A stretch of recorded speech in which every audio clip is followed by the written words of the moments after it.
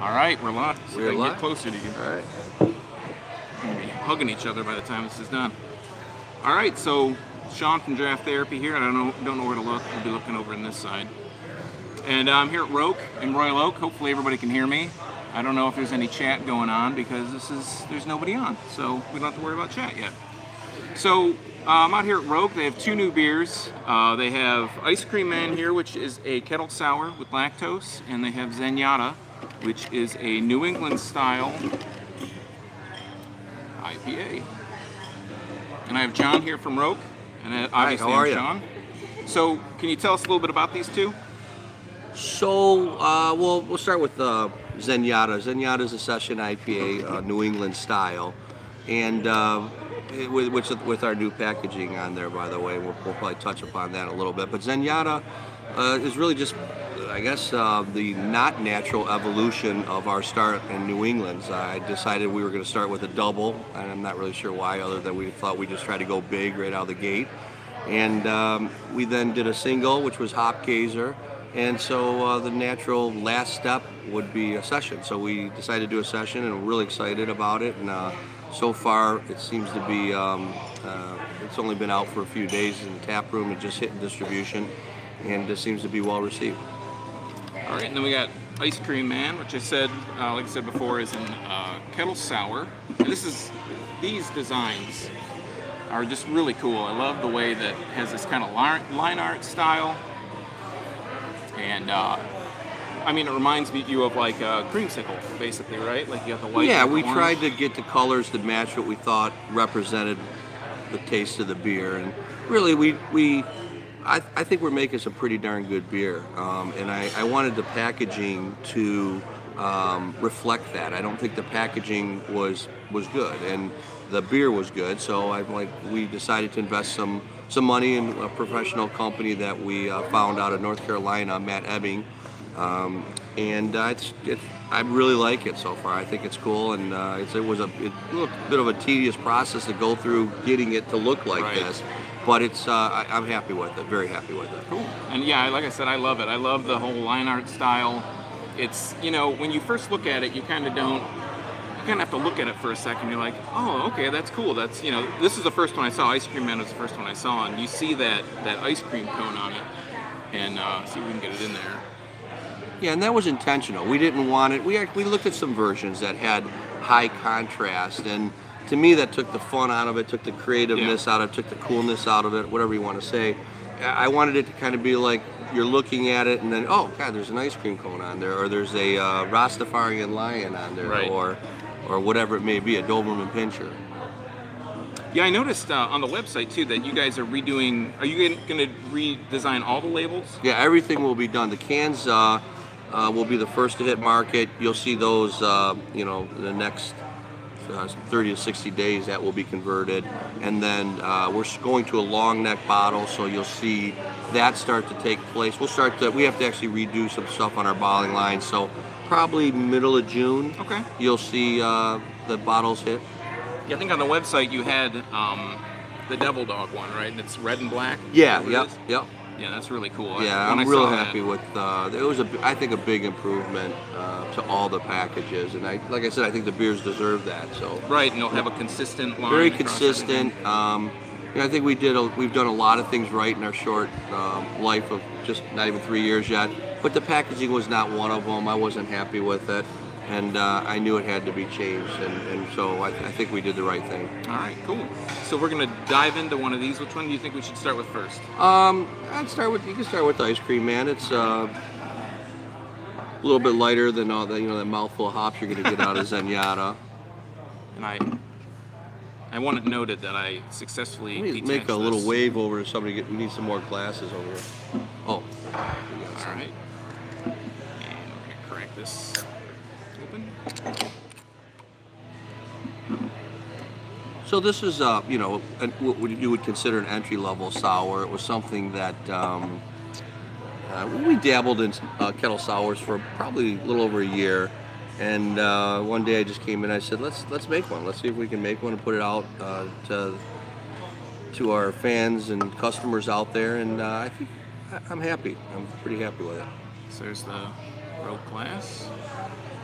So is the Roak logo itself, is that going to be redesigned? Yeah, Same glass kind is of on order right now, and it's really hard. In a perfect world, you want it all to roll out at the same time, but we don't have enough money to do that, and I don't even know if we could have done it if we had enough money. It's just difficult to do, it's right? Nuts, yeah. So, like, you know, it will slowly but surely be transitioned to all the new look and logos. Yeah. All right, so I'm going to take a smell out of here.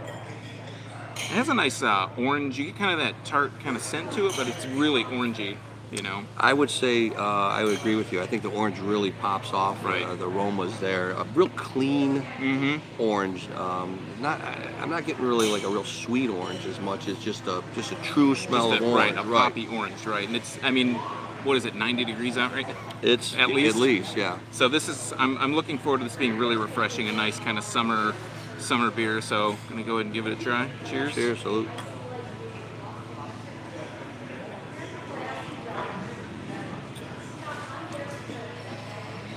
That's pretty good. You get that sour.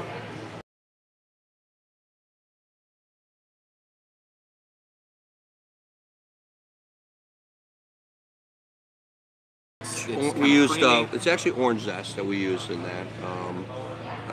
Not the dehydrated style, but actually like. All right, I have no idea where we left off. I was just saying we've got real orange zest in this beer, and it's not the typical orange that a lot of brewers use as a dehydrated product. This is not that. It's fresh orange zest, and then there's vanilla. There's Madagascar vanilla in there, pure, and you know we wanted to get. To kind of lends itself to tasting more like ice cream with the vanilla, but we went light on the vanilla. We played around with it, and some of the versions were, in my opinion, there's too much vanilla, and it just wasn't refreshing. Right. And so we backed the vanilla down to a level that I think is refreshing, anyways. Well, you get too much vanilla, it gets kind of sticky. You know, it gets kind of too breakfasty, too dessert. It's like that.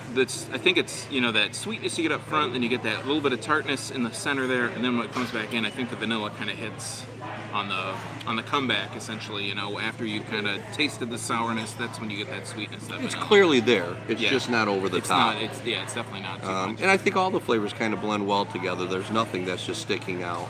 And it's an introductory level sour, so it's not real sour. Right. You know, so I mean, people that don't want that, you know, that real big sour, they're not going to get that, and you know, it's an easy drinker.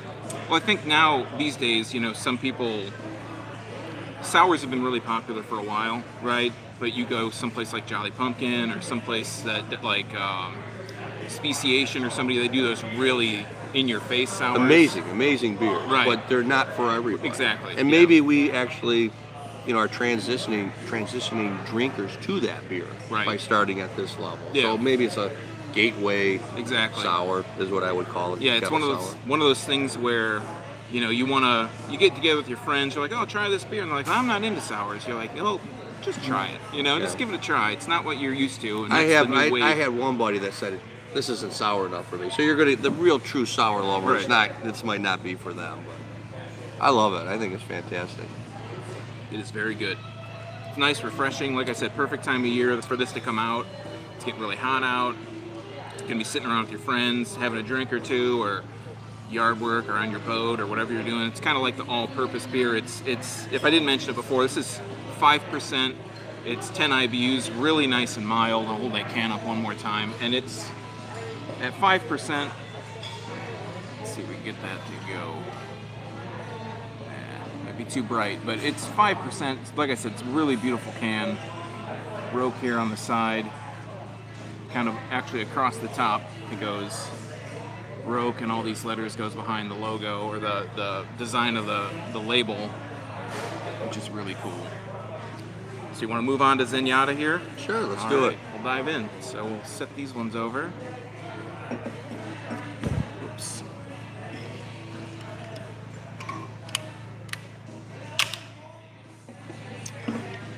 And this one is a New England style session IPA, which I think just a few videos ago I had Big Lake has a Lake Haze is their New England, and it's 5.5%. You know, and I was saying there that there's just not enough session IPA style beers out yet. You know, you're getting like, if you're looking at M43, if you're looking at Boss Tweed, if you're looking at Flavorful 5, if you're looking at, you know, Hop Gazer, they're all kind of up there. They're 6% plus, you know, and that's good. You know, they're all tasty. But then I think the difficulty is getting a sessionable beer that's low enough ABV but still tasty, right? That seems to be I agree. the point. It will be interesting to see what you think of this. This one's got the Rasta line on there with the sunglasses. This went through we brewed about 3 or 4, about 3 batches, I think, in R&D. And mostly what you're playing around with is the hops and the malt build and you know, how many oats you use. We added both these beers have lactose in them. Right. We ended up, the hop build is Denali, Calypso, Amarillo, and El Dorado. All right. And we changed that around, and the last edition was, we took Galaxy out.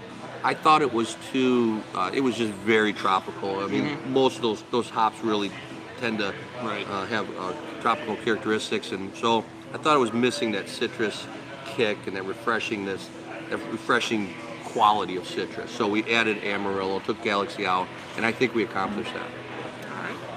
And this is 4.7%, 30 IBUs, so not expecting this to be super bitter, but have some kick to it. So we're gonna go ahead and open I think we, you know, I'm not a fan of just going, and you know, that's just my humble opinion, of just going with no bittering hops in the boil. So we put some hops in the boil, and we don't boil it for a long time, but enough that they're there, and I think it helps the beers last longer. I think that they, you know, hold up on the shelf longer because of that. Right. Well, yeah, you don't want something with no shelf life, but you don't want something with too much either. So because I don't pick up a lot of bitterness in it. Nice and bright, kind of yellow. I think we lost a little bit of the sun. It's all right. It's a nice light color. You get kind of a, I don't know, kind of a lemony, fruity, really lemony coloration there, and you can smell it as soon as we opened it. Yeah, it's popping right now. Yeah, you get that citrus. A little bit of tropic, but not too much. But yeah, a lot of citrus. Cheers. Very fresh for me, like a Myra lemon quality to it. Very fresh lemon. But subtle too. But I mean, not too much in your face. Not over the top where it's like that acidy lemon. Right. Nothing like that. But just that's what I'm saying, like a sweet lemon flavor to it. It's nice and smooth. It's got kind of, it's not too light, but it's just light enough. Again, what's this? 4.7%. This is 4.7. Yeah. This is a nice kick back and drink couple. It's got a nice, like I said, a lemon kind of taste to it, a lemony taste to it. Not too in your face, subtle, smooth. It has that bitterness on the back end. It's got that citrus bitterness, but it's not too punchy. No, I think it. You know, the hops work well together that we used here. I think there is some tropical going on. There's a citrus going on, and I think the thing that we really wanted to do was, I mean, I think sometimes sessions, it doesn't have to be a watery beer. Right. We just want low ABV so we can enjoy a few of them around the yard or whatever it is you're doing that you want to enjoy more than one. And I think we accomplished that. And there's a lot of flavor going on. In fact, I love Flavorful 5. It's one of my favorite beers we make. But you know, you can only have so many of those. Right. So I really wanted to get this out because there's just too many. All right, we keep it a little bit. We have one person on right now, so I guess they're not minding too much if we're dropping out. But yeah, like you're saying with Flavorful 5, you know, it's got, Flavorful 5 has that nice kind of, has that boozy quality to it a little bit. It's got all the bitterness to it, but this is nice and light. You know, Flavorful 5's big. Right. There's no doubt about it. It's right. a big beer. It's a big beer, alcohol, definitely. big flavors, big bold flavors. This is and what I did was something that I thought was fun was Friday. I took a Flavorful 5, a Hop Gazer, and a Zenyatta, and they were all quite a bit different. And that's what we wanted to do. We didn't want them just, this is a baby version of right. this, or this is that. And they're different. You know, this is the only one with lactose in it. They have different malt builds, different hop builds, and even brewing times, you know, different amounts of times that the hops are boiled. So there's definitely differences in the way the beers are made, and I think it shows in the beers, which is cool to me. And I think it's good to kind of differentiate them a little bit. You know, certain places they'll have their double, they'll have their single, they'll have this other one that's a single, but when you taste them, you're almost nitpicking to get different characteristics out of them. And it's nice when you can have three separate beers, two of them same style roughly, but all of them same style, but you know, one's a double, one's a single, one's a session, and they all have that differentiation between the three. You're not just like, which one am I having this time? I can't tell because they all taste the same. You know, you're not like... What are your thoughts on that? You've had these 3 beers. I know it may not have been recently on them, but right. Can you pick up the differences in the Yeah, I mean, beers? I think with Hop Gazer, it's a little bit more on the bitter end. I think with Flavorful 5, like I said, it's got a little bit more of that boozy quality to it. Mm-hmm. And then this one's really light, it's really smooth. I mean, like I said, this is perfect for this weather. You know, for all this heat wave that we have going on, it's perfect for that. And that's good. You know, I don't want when I'm kicking back with my friends, like you said, you don't want to drink this huge big beer all the time. Maybe it's nice to have one if you're just going to have one for the night, you know. But yeah, I can definitely taste the difference between the 3, and I think it's good to have that differentiation because you know, just like we said with the sour, right? Sometimes you want something that you can share with somebody that's not necessarily into the type of beer, and you can say like, hey, try this one out. Yeah, turn them on to something new. Exactly, and maybe, you know, for me, and I've said this lots of times, I used to really be into IPAs a lot, and then they started getting too West Coast, more West Coast, until it just got to be like, this is like pine cone territory, right? Yeah, like I'm not tasting anything but piney bitterness. I experienced the same thing. I love IPAs.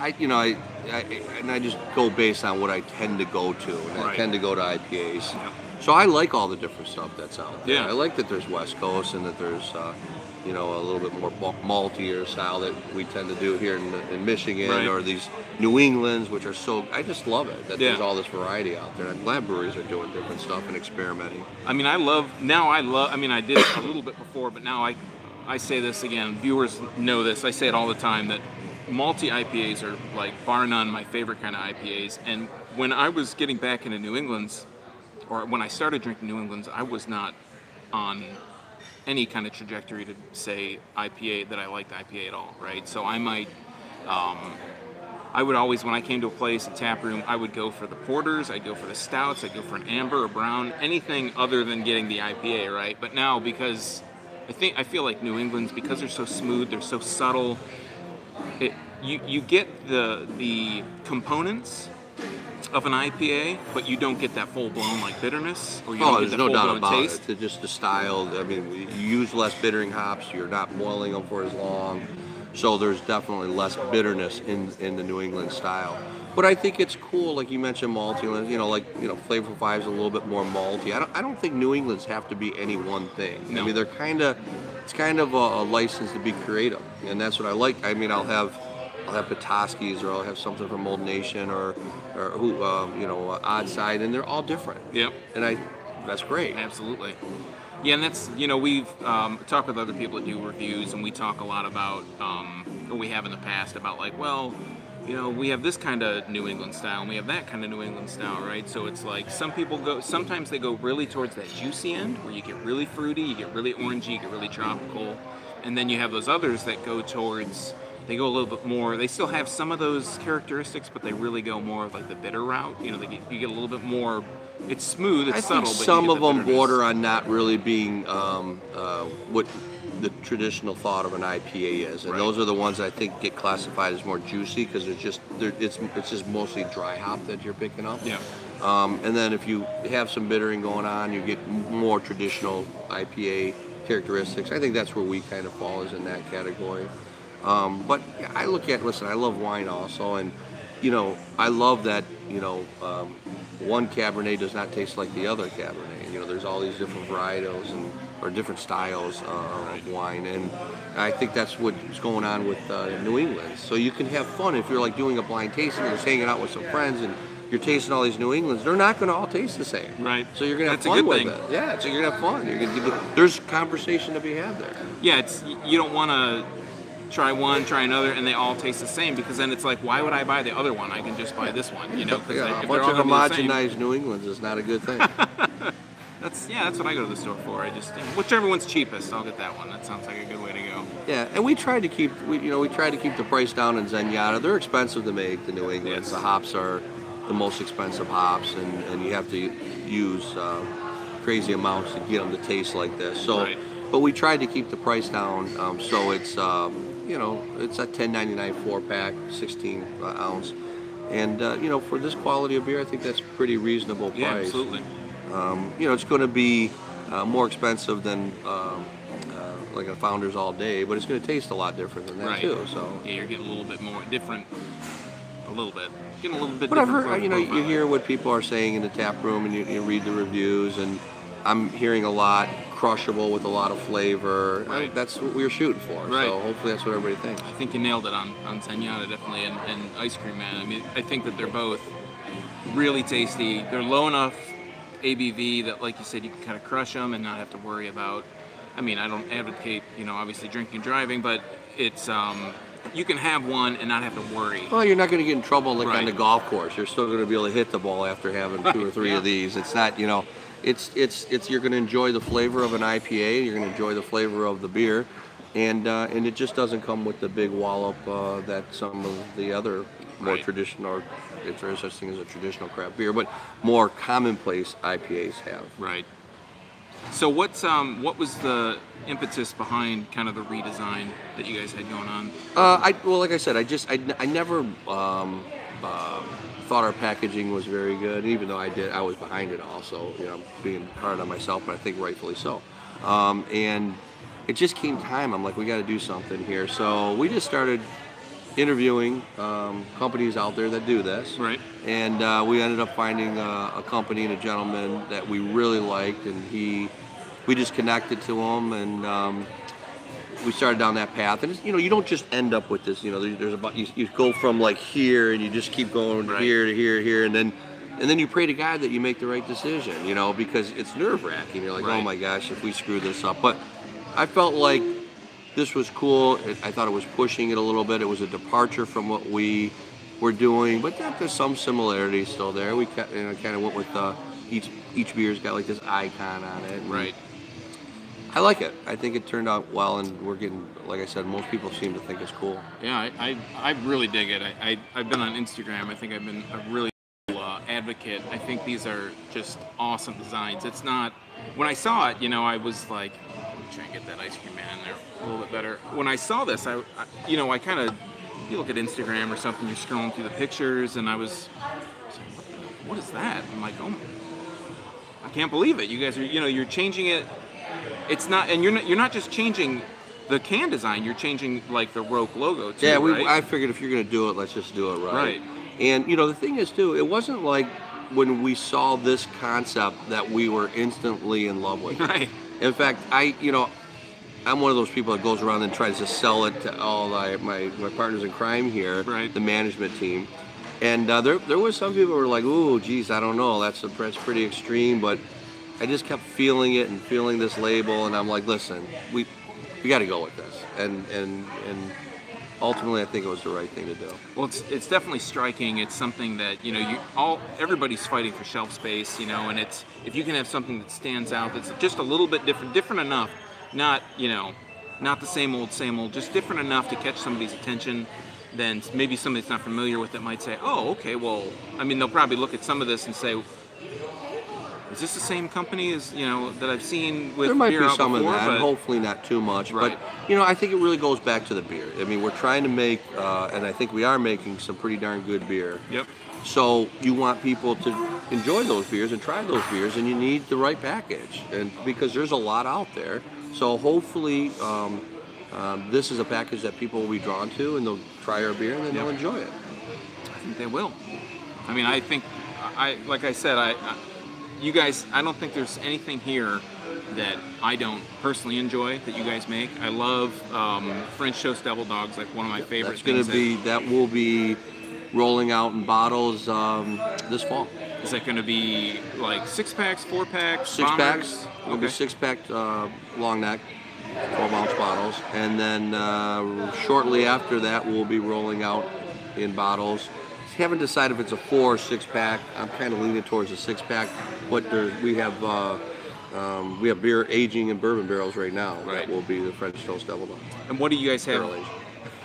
What do you guys have planned for the future? Going forward. I'm already. I kind of came in this today. We had our morning management meeting to start the week off, and I'm like, let's do another Ice Cream Man. So I threw out an idea, and so the brewing team didn't get mad at me, and they said, okay, let's see if we can do this. And so we're going to do, maybe a cherry chip.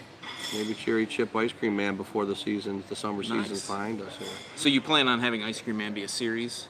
No, I don't know if we really planned on. We kind of talked about it. Mm-hmm. It wasn't like the initial thought. Right. But I felt like there's other flavors that we could do. Yeah. So we really didn't plan it, but now we're like just at the last minute saying, hey, can we get another one out? So we might do another like a cherry chip. Yeah. Ice Cream Man. And we'll have to rush that thing. And then we're planning on doing a Goza, maybe a holiday Goza beer. What else?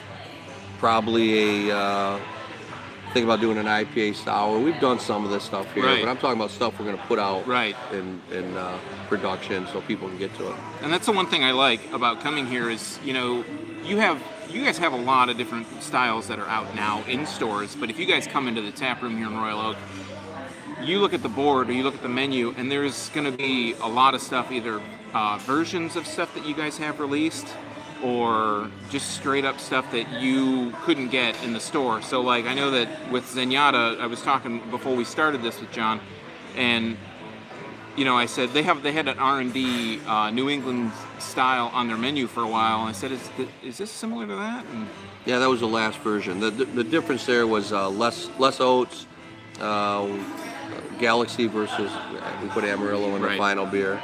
And I think we added a little more lactose. We did add a little more lactose to this one also. So it does help when you're R&D in the beers. You can really dial in and hopefully get it right. See what's selling, see what. But we don't really. I mean, it was funny. We went through this process with the rebranding, and they came in and they interviewed us, and they interviewed myself, and they interviewed a bunch of the management and the brewers and all that stuff. And when they came back to us with, hey, this is what you guys are. You told us what we are, but you'll just do anything, And I realized that. I'm like, we're not afraid to try to do something different. We don't really feel like we have to do one style or another style. Mm-hmm. And because, in fact, a friend of mine said that. He goes, geez, what are you? Now you're doing sours. I'm like, we just do beer. I mean, we just feel like brewing a sour, we're going to brew a sour. We want to do New England's, we'll do New England's, or whatever it may be. Right. And I think that's the way to be. Like I said, you come in here, there's just so many different styles to choose from, a lot of tap rooms you go into, and they might have what they release and, distribute, and that's all they have, or they might have a few other things, but you guys have, like, the front of the menu and the back of the menu with, about 20 beers at all times. It's not too shabby. We've got a tart cherry Heffy that's going to go on probably tomorrow, and so we'll just constantly, a fan favorite that we had in production that we took out of production. I'm not sure we did the right thing there, but Melon Fest is back on, and that's a beer that we brew with cantaloupe. Cool. I look forward to trying it. That one. That's one that I'm going to be aiming for. Let's see if there's anybody in chat. I don't see anything. Let's see. There you go. Oh, thank you. That's really nice of you. So it says here in the chat, whoa, we're going to lose it. Roak has an amazing vibe. Best brewery I've been to in Michigan. I look forward to trying out the Ice Cream Man. Thanks, I know, Slurpee. we got the fuzzy mic a little bit in the way here. Sorry about that, Dave. It's not too flexible. Do we have any questions from the chat that we can handle? Anybody gonna come up? Anyone?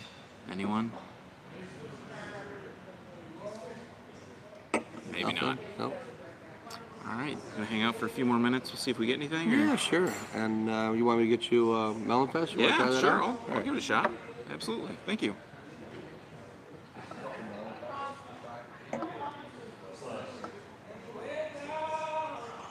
All right, so we got a question from Dave. What do you think about the trend towards sour beers? We kind of talked about sours a little bit earlier, and I don't know if you were on earlier, Dave, but when we were talking about Ice Cream Man. That's one of the things we kind of brought up was that sours are really hitting a peak now, and John said that Ice Cream Man here is kind of like an introductory sour. You want to expand on that? Yeah, I mean it's definitely on the lower end of the sour scale.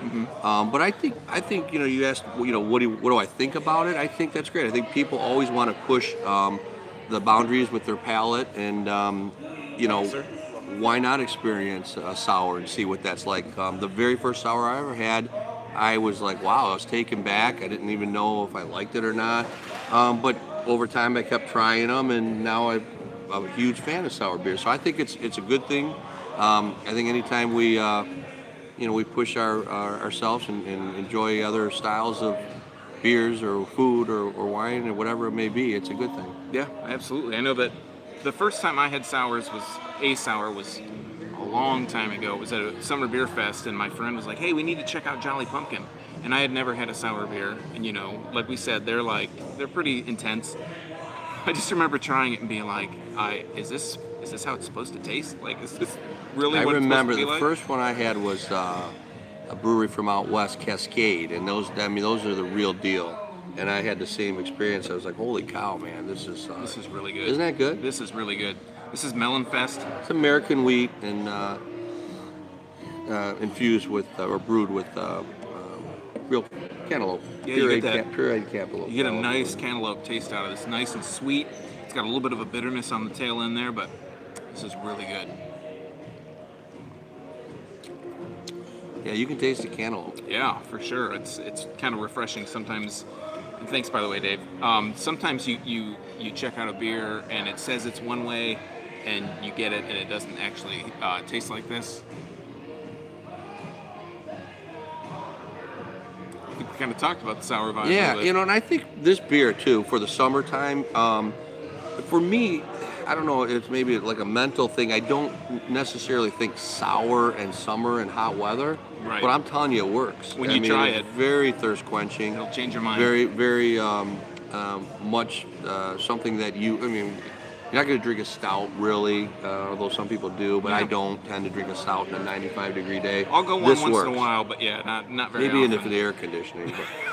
That's the one thing that I know when I did when I had Larry's latest from Bell's, that's a nice sour. It's nice and smooth, nice and light.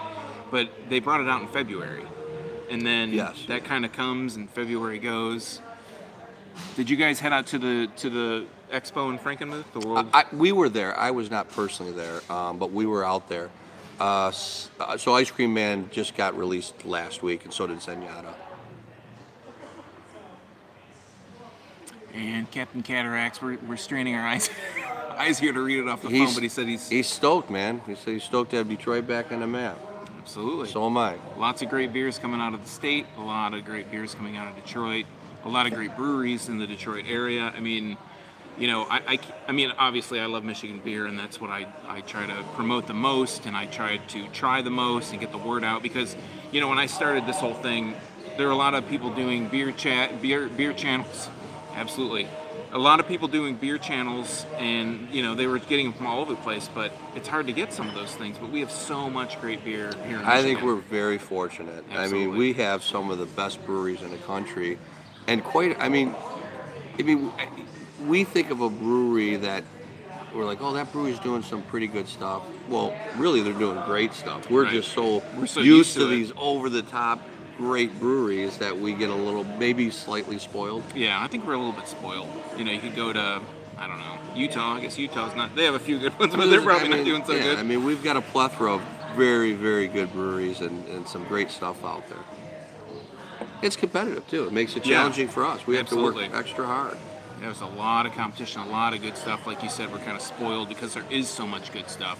But I think we should embrace it, because the more breweries can be, if we can all be successful, we're going to continue to have a lot of variety out there, and ultimately for me, that seems like a good thing for the beer drinker. Absolutely, yeah. More choice, more exposing more people to more stuff, I think it's a win-win for everybody. Because I mean, I don't know anybody. Maybe back in the day, my dad or somebody, your dad or anybody would say like, oh yeah, my dad, he loves Black Label, or he loves Budweiser. But now it's like, yeah, there are people that love that, but I feel like with craft beer, there's so many people that aren't just sticking with one brewery. They're not sticking with maybe one style. They'll try a couple different across a couple different breweries, different styles. But there's so much good stuff here that.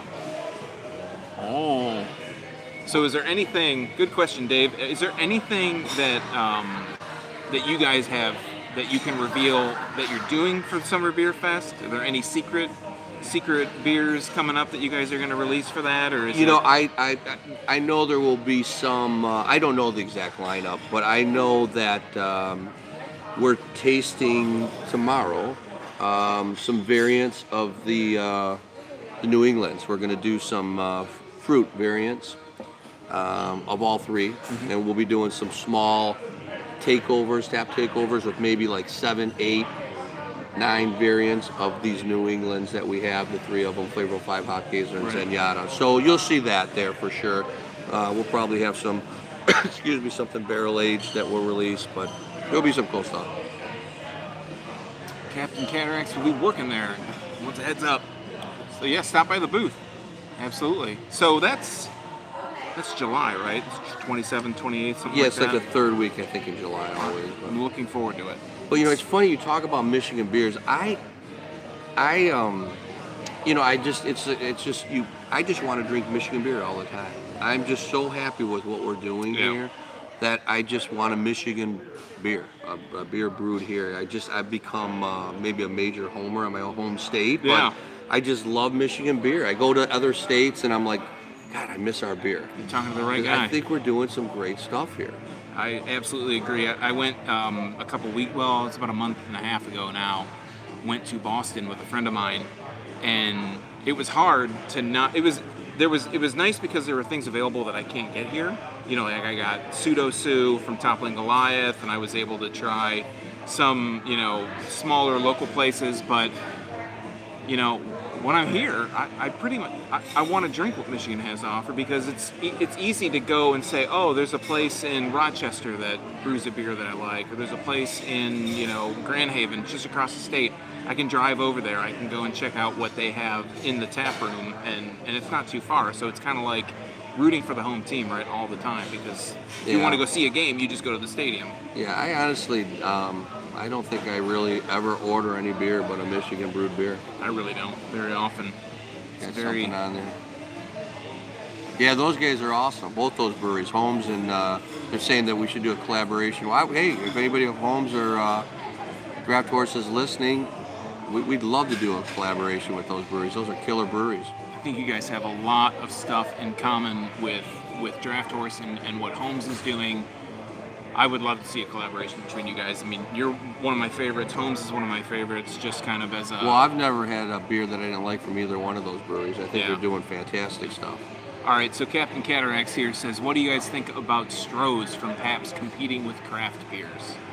I think it is what it is. There's, it's competition. You can't stop the competition. You just got to make sure that you're doing the best you can do. Right. And, hopefully that will... result in some sales.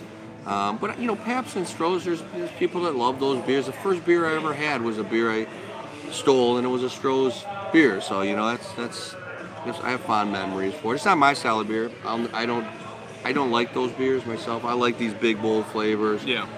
But there's people that like them. I mean, I think that there's a time and a place for lagers or for that style. And I think the follow-up was like, what do you think about them coming back to Detroit? Oh, I love it. I think that's great. Any money that can help out. I am so pro Detroit, Michigan. That anything that provides jobs and revenue for the state in any way, and for the citizens, all for it, man. Love it. I don't think you're gonna get anybody that says like, oh, I think that they should get out of Detroit. I think they should go brew in St. Louis or wherever they were before. It's Heck no, I think that it's. Is it legit or is it a corporate game? That's a I don't tough know. one. I mean, corporations are in it to make money. Yeah, right? I mean, everybody's in it to make money. Profit's not a dirty word. Right. I mean, At the end of the you day. need profits in order to reinvest in your business and Right. give raises out and all that kind of good stuff. Um, you know, I mean, it's a tough one. Is it legit? I say it's legit. I guess, if people like it and, it's selling and they're enjoying it, I guess it's legit. Yeah. I think, everything's a game, right? I mean, it's all about, like you said, profits aren't bad because it pays people, and that's how you reinvest in your business. But Yeah, like you get a every little bit time torn- you get a little launch bit a brand, torn. it's like really expensive, to do this. So are you upset Thanks, that Scott. big corporations like Ambev are buying into smaller craft breweries? I don't love it. But I understand. Why people do it. But I don't love it. Yeah, I think it's I like, wouldn't say upset. I'm not upset about right. it. It's kind of like, yeah. Do I like to see these really good smaller breweries selling out to these bigger corporations? No. Do I like to see them crowding shelf space with local places that are doing fantastic stuff, and a consumer might pass up that really good stuff to buy something that's just basically like a rebranded. What I don't like about it's and this is maybe not a good criticism of it, and maybe it's selfish on my part, but they make it difficult for us because, an AB goes and buys somebody and then instantly they've got it in every chain store, and we just don't get that type of love, and so it's harder. It makes it harder for us. It is what it is, though. It's a real world, and you just go out and you get up in the morning and you do the best you can do and try to make the best beer you can make, and hopefully people will enjoy it and buy your beer. It kind of reminds me a little bit of like startup culture, right? Like you build this, this company or this app or whatever you're going to build so that you can sell it off and you can retire, right? So I can't really blame somebody who's started their own brewery, from scratch or with investors, and because investors have they have interests too. Mm-hmm. They're not. Nobody's in anything to lose money, so. No, Just wanted to see what craft breweries think, knowing that it's easier for them to get shelf space. Yeah, I think John. I mean, here's what I think. I think it's tough. I think it's frustrating sometimes because you're like, why can't I have these beers which I know will sell? Why can't I get that shelf space? Why can't I be out there? And you can. You just have to, you have to work hard, and you have to have folks like yourself out there. Really, if you buy the beers and you tell them that you want more Michigan beers, and the pull-throughs there, they're gonna buy them. Right. But yeah, I wish we could get a little bit more support from the bigger retailers, but we're getting there. Yeah, and it's I think it's tough for them too because it's such they talk about like the craft beer bubble bursting and everything. It's like breweries are closing. Well, it's like, yeah, that's true, but there has to be more interest from the public for those major retailers to say, we're going to devote a little less space to Miller and Bud and Pabst or whoever else, Coors, and give more space to the local guys. But I don't know, it's just kind of like it's tricky. It's not always so cut and dry.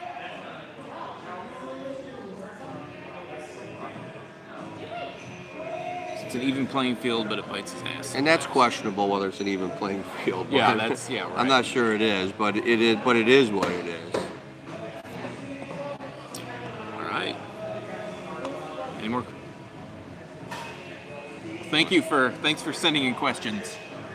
Yeah, no problem. Are you canning? Well, you mean, so Dave, do you mean, yes, we have growlers. Do you have crowlers, though? Are you doing the crowler I'm thing? sorry, crowlers. We don't. We have howlers and growlers, 64 32-ounce glass. Is the kind of the barrier to crowlers? It's pretty expensive up front, right? To do that? I mean, honestly, I've wanted to look into it. I don't know how expensive it is. I've heard it's actually relatively affordable. Okay.